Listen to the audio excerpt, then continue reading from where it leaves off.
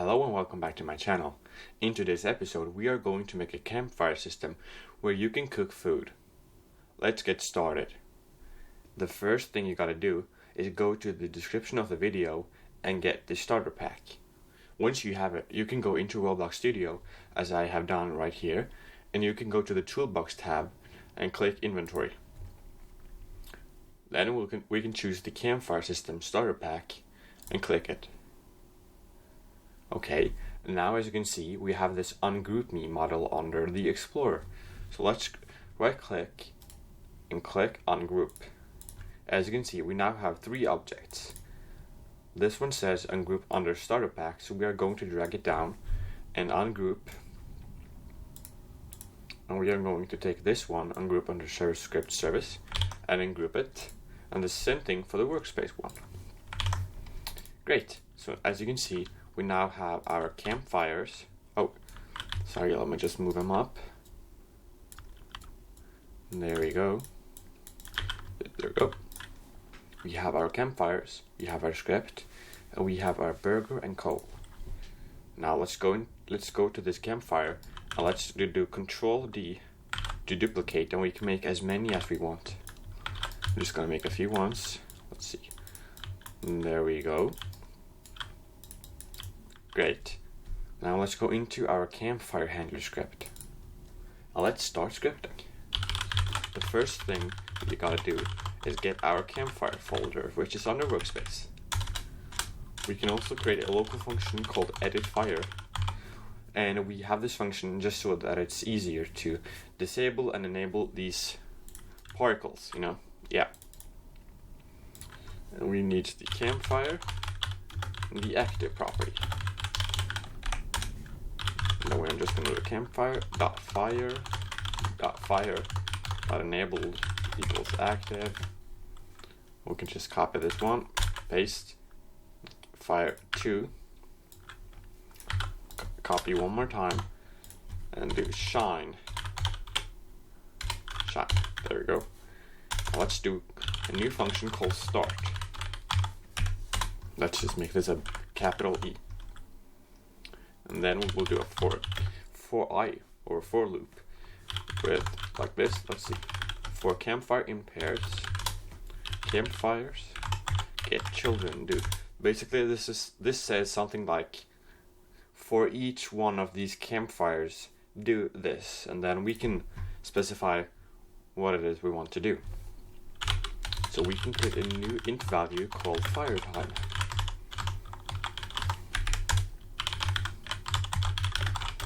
And the reason we have this value is so that we can add, 5 seconds or 10 seconds each time we put on coal, and when the fire time is over 0, that means we are currently cooking something. Firetime.parent equals campfire.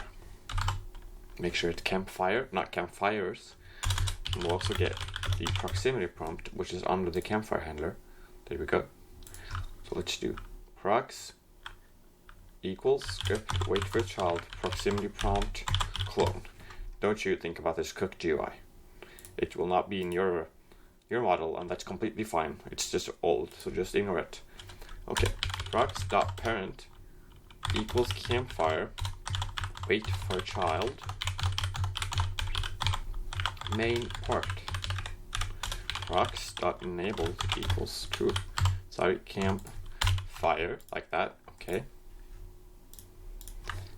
Edit fire, campfire, and false. Prox.triggered connect function player. Local found tool equals player.character find first child of class tool.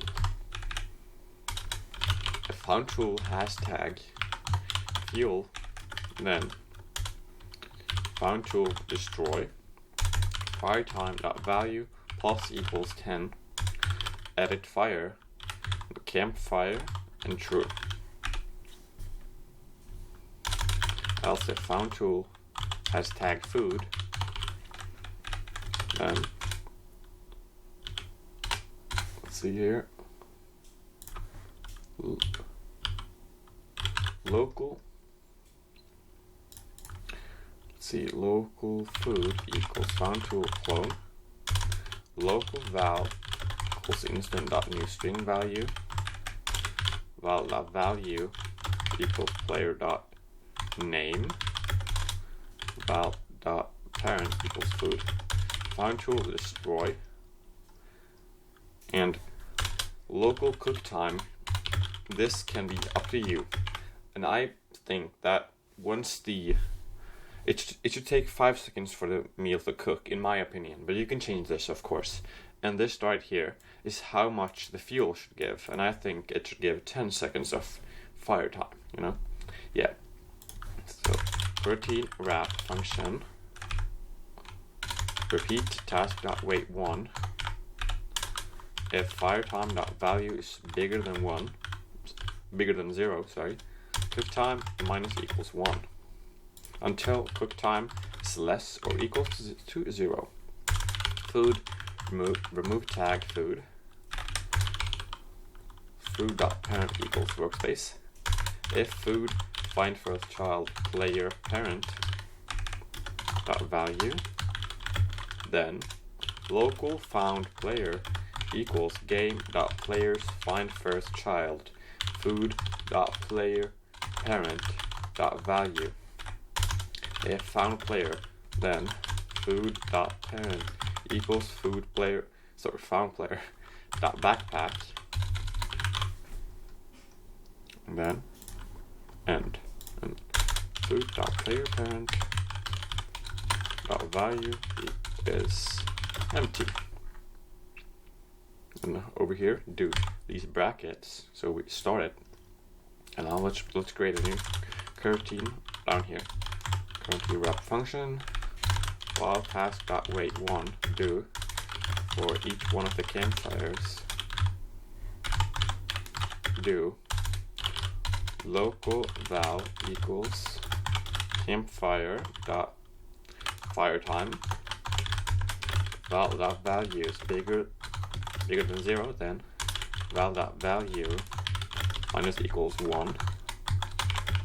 There we go. And if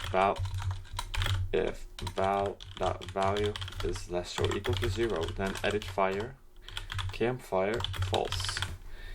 And over here, do these brackets again and start. And that's the campfire handler.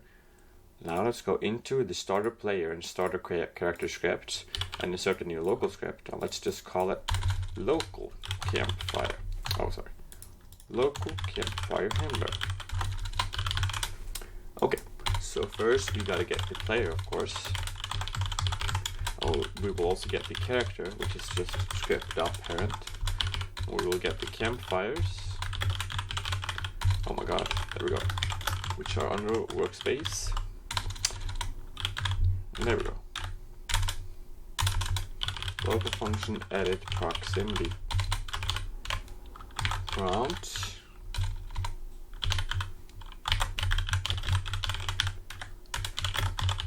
For campfire in pairs. Campfires get children do. Local prox equals campfire. Wait for child main part dot proximity prompt. Prox.enable equals active. Prox.action text equals text. Return. Edit proximity prompts. There we go. Let's make a big E again. Here we go. Empty and false. Char.child added connect function object. If object is a tool, then if object has tag fuel, then edit proximity prompts, add object name true, else if object has tag food, then we could just copy this and set the add to cook. And then we can do else. Let's see. Else edit proximity prompt, empty and false.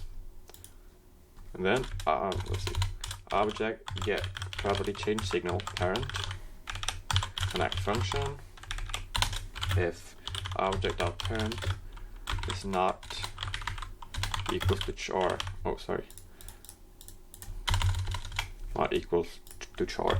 Then edit proximity prompts, empty and false, and that's everything we should script. I forgot. Boom. No, let's see. Yeah, sorry, it's this one. Okay, tiny thing. That, boom. Just add some spaces. Of course, over here we have this value, you see, and I forgot to name the value. So val.name equals player parent. Very important. And over here we can just do food.player parent destroy. Okay. Now let's go back. Add my coal. Boom. Add my burger. Here we go. And we wait until it's back. Oh, and as you can see, I have my burger back. And there we go. The fireplace has now been extinguished. So as you can see, I have my burger back in my inventory. And yeah, that's basically how this system works. So let me also show you guys how you can add new foods. So as you can see, I have my coal and I add the tag fuel, and on the burger I add the food tag. And that's basically everything you need to know to add new foods, new fuels, everything you need. Thank you guys very much for watching. Make sure to subscribe. Have a nice day.